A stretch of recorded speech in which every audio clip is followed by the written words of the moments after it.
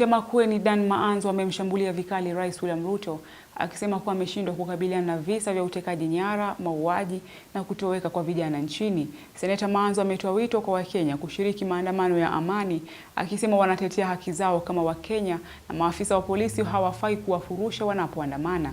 Amewatetea viongozi wa upinzani akisema wana uwezo wa kuongoza nchi na kuleta mabadiliko yanayohitajika. Harambee!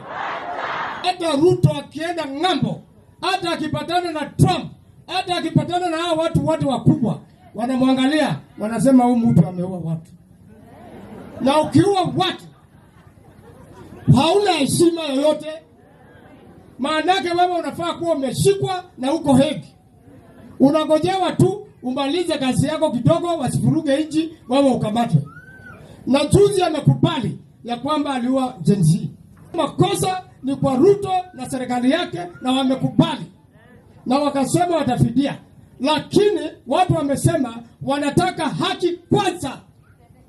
Wanataka yule mtu aliua Rex Masai ashikwe kwanza, apelekwe kotini, ndio sasa ukitaka kulete pesa lete na kusema pole. Kama wamehangaika, Wakenya wamehangaika, kuna haja gani ya kutengeneza manyumba kama umeua wale watalala kwa nyumba?